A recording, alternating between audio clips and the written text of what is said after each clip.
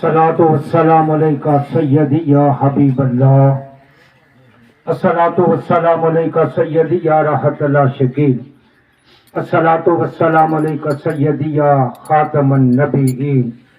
अस्सलातु वस्सलामु अलैका सय्यदी या रहमतल लिल आलमीन।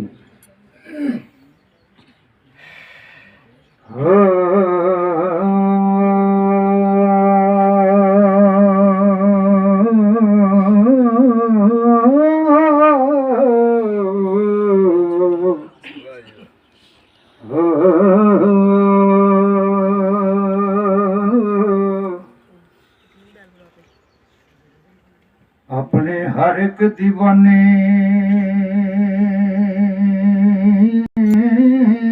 दी कब्र अंदर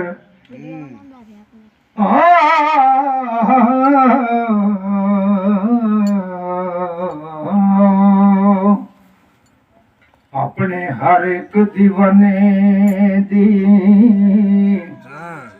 कब्र अंदर ते उस कुली मुख्तार ने आ जाना। उन मुनकर नकीर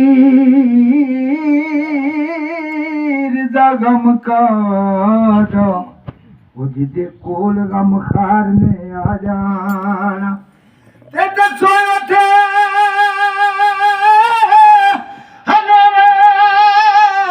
कम किए वो जिथे रब दे यार ने आ जाना। साईं परवेज जदों भी गुलामां ने याद कीता, वो सिर दे उत्ते सरकार ने आ जाना। पढ़ो सल्लल्लाहु अलैहि या रसूल अल्लाह वसल्लम अलैका या हबीब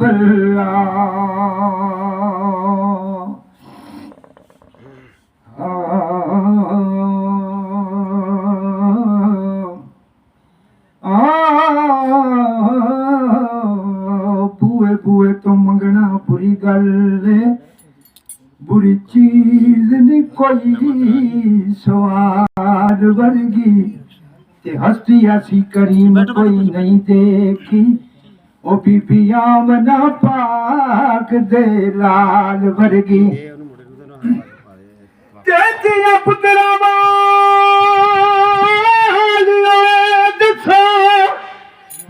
है कोई हाल हजूर दियाल वर्गी। नासर शाह सदियां बीत गईयां, सुनी नहीं अजान बिलाल वर्गी।